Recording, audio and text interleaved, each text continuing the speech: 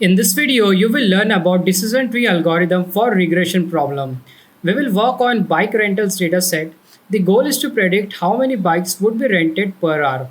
Let's import pandas as PD, import numpy as np,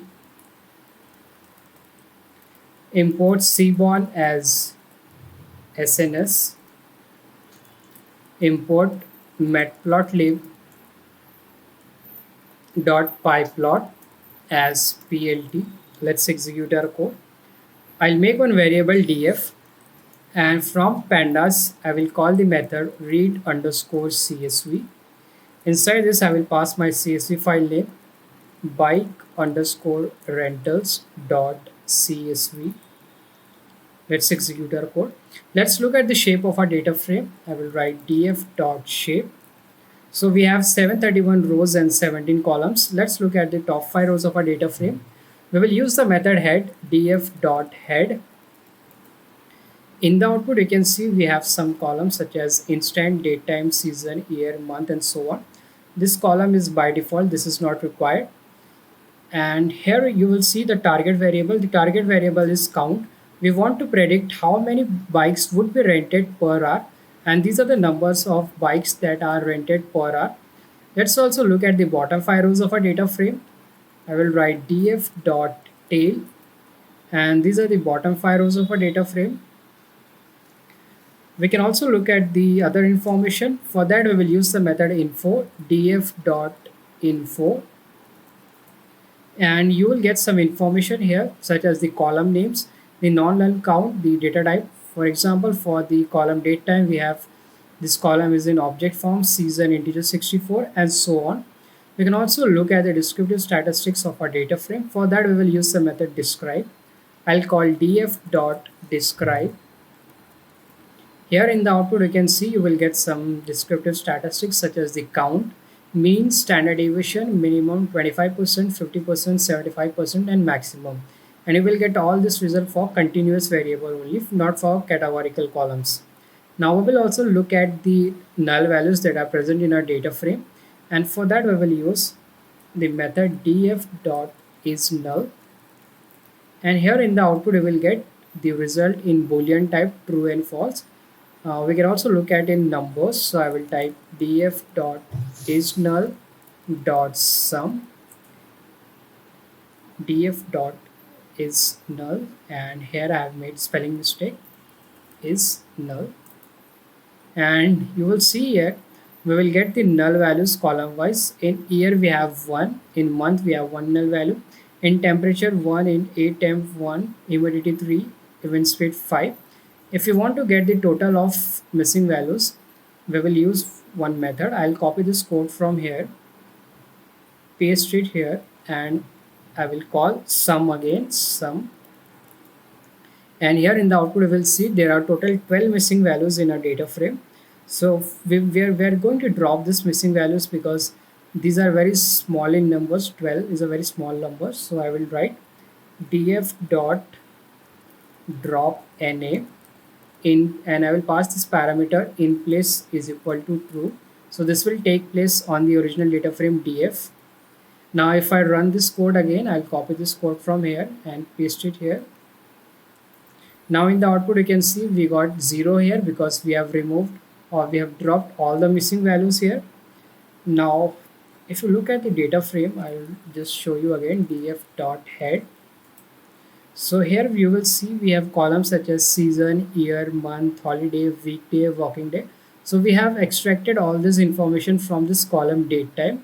Now we don't need this date time column. So we are going to drop this column, and I will call the data frame df, and I will call the method drop. Inside this I will pass our data frame, the variable name. The variable name is date time. So I'll write date time, and then I have to pass some parameter. The first parameter is axis is equal to 1 because we are dropping the column, and for column the axis is always 1, for rows the axis is 0, and by default it is 0. The next parameter is in place is equal to true. We want to drop the columns on the original data frame, that is why we are passing this parameter in place is equal to true. Let's execute our code.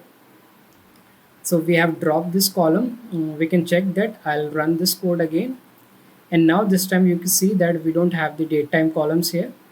Next, we are going to plot our target variable. We will look at the distribution of this target variable, and our target variable is count. So we are going to look at the distribution of this target variable count, and for that we will make the histogram. So I will write plt dot hist, and inside this I will pass our target variable count here. I'll just check whether it is okay. It is in small letters, so I will write count here. So here you will see we got the histogram, and we can also make some additional parameters, such as we can write the x label, y label, and the title also. So I'll just write plt dot x label. On x-axis here we can define the count here. So here we will write count of bikes. Then we have plt dot y label. We will define the y label. So here we will write frequency, and then we will type the title, plt dot title. So title is going to be histogram of count, then plt dot show. And now you can see we got a nice histogram here. So we have, these are the counts and these are the frequency. So this is the distribution of our target variable. Next we have to split the data frame into x and y, and after that we will split it into train and test. So I'll make two variables x and y. First I will write x, then I will call our data frame df, then I will call iloc.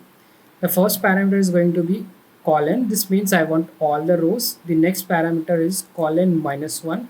This means I want all the column except the last column, that is the target column. We are not going to put the target column in its x variable. The next variable is y, and we will similarly do df dot iloc. We want all the rows, and this time we only want the last column, that is the target column. So I'll write -1 here. Let's execute our code. Now we have two variables here, x and y. So in x we have all the independent variables. In y we have the target variable, that is the count. Now we are going to split this data frame into x train and y train, x test and y test. For that, first I will import from sklearn dot model selection. We will import train test plate, and I will define x train, x test, y train, y test. Then I will call train test split method, and inside this I will pass our x and y. I'll also pass one parameter random underscore state, and you can put any number here. Let's say 99. You can put any random number here, but if you want your result to be same as mine, then you also have to put 99 here. Let's execute our code. So we have split the data set into x train, x test, y train, and y test. We can also look at the shape of our x train and y train. I will write x train dot shape. So in x train we have 540 rows and 15 columns. Let's look at for y train underscore dot shape. So we have 540 rows here. We have only target variable here. Now we are going to fit the decision tree regression model on our variable x train and y train. So let's import the class decision tree class regressor from sklearn dot tree import decision tree regressor. Now I'll make an object of this class. The object name is reg, and then I will call the class decision tree regressor, and in this I will pass some parameters. These are going to be hyperparameter for our model. So I'll first write my first parameter. Hyperparameter is criteria, and this is going to be MSC. So we will use mean square error to evaluate our model. The next hyperparameter is maximum depth, and we will put this as 10. So this is like the maximum depth of the tree is going to be 10. The next parameter is minimum samples split, and this is for a split. For splitting the for doing the split, we want at least 10 samples here. So here I'm saying 10 here. For every 10 samples we can make a split here. The next parameter is random underscore state, and this you can put any number here, let's say 5. Let's execute our code.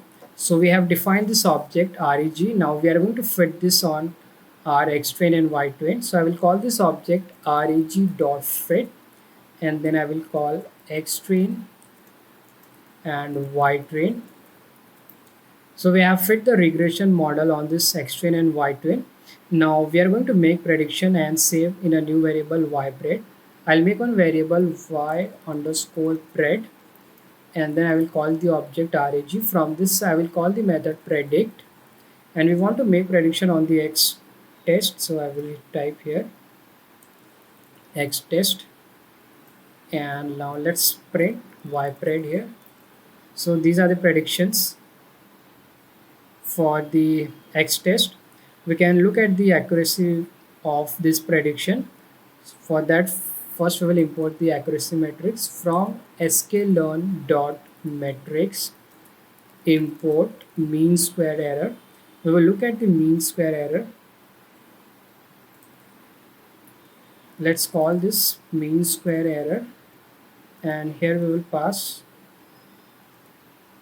y test and ypred. So this is the mean square error, and we can also find the root mean square error. And root mean square error is nothing but the square root of this mean square error. So for that we will call our numpy, and from this we will call the method square root, and we will just copy this code from here and paste it inside this. So this is the RMSE, or the root mean square error for our model. So the root mean square error is 243. The MSE and RMSE should be as low as possible. It should be as close to 0, because this is error and error should be low. That is why we always try to make sure that the RMSE and the MSE value should be as low as possible, and it is better if it is close to 0, because then the value becomes very small. We can also do the cross validation, and for that we will call from sklearn dot model selection. We will import cross val score. Now we will call this cross val score. Then we will pass our model object. The model object is reg. Then we will pass our xtrain and ytrain, and then CV. We want to do it for 10 times, so CV is equal to 10. Let's execute our code, and here we have done the cross validation. So these are the accuracy for each and every split.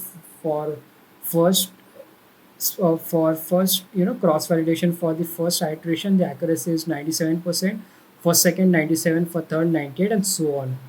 So this is how you can do the regression. You can apply the decision tree regressor in Python. And this video was about the how you can apply the algorithm using the dataset bike rentals.